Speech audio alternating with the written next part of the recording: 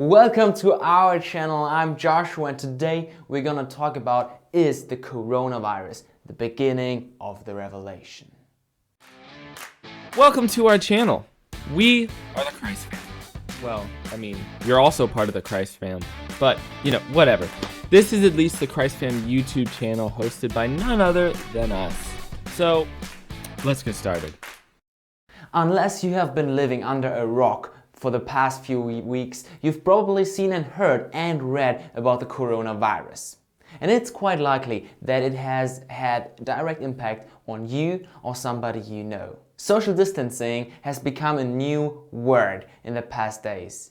The banning of large gatherings, including churches, and the closing of many establishments where people gathered are common. Many people automatically look to connect any large-scale disaster to Revelation and see in it a sign of the end. But should we? So is COVID-19 one of the 7 plagues of Revelation?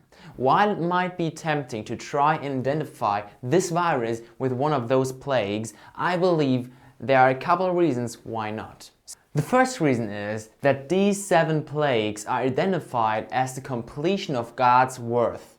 And the plagues seem directed towards those who belong to the kingdom of the Antichrist. But this virus is not as discriminating. There seems to be no one who's immune to that. Whether you are a holy person or you're something who's completely against God, nobody's immune to that. A second reason to doubt that is one of the 7 plagues of Revelation is that we know the source of that virus. As many of the coronaviruses do, it's jumped from an animal to a human and spread from there. To all appearances, COVID-19 seems to be just a natural event rather than a supernatural action of God. It is an event that is not unique in history, but it is, apart from its sovereignty, rather common. Okay, so it is not something of those 7 plagues, but is the coronavirus a sign of the end time?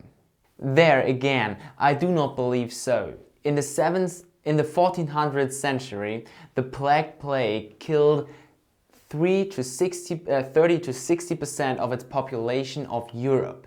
In 1918, the Spanish flu, another coronavirus, killed 50 to 100 million people worldwide. Joseph Stalin is credited to 20 million people death. Estimates are around 20 million deaths in World War I and 75 million in World War II. People going through these deathly periods in the past have frequently looked to it as a sign to the end, but it was not. While the death toll of COVID-19 could potentially approach that one of the Spanish flu, there is no reason to believe that COVID-19 now is the end.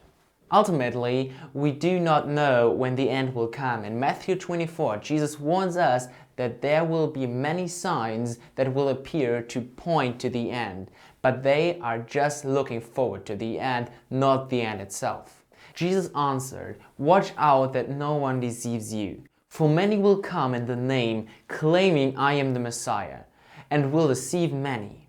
You will hear of wars and rumors of wars, but see to it as you are not alarmed. Such things must happen, but the end is still to come. Nations will rise against nations, kingdom against kingdoms. There will be famines and earthquakes in various places. All these are the beginning of birth pains." Matthew 24, 4-8. While Jesus did not specifically mention viruses here in that verse, I believe it is safe to include them since they are just as devastating as those events he did mention. History is replete with plagues, wars, and natural disasters that kill large numbers of people, but none of these has been the sign of the end. So, is gonna be COVID-19 the beginning of the end? We don't know, because the Bible says no one knows when the end is gonna come, just the Father. So we don't know. We can think about that, we can look into the Bible, but we will not find out if that will be the end. We just think it is not gonna be the end. So have some fun staying at home, please stay at home, and we will see you later. Bye.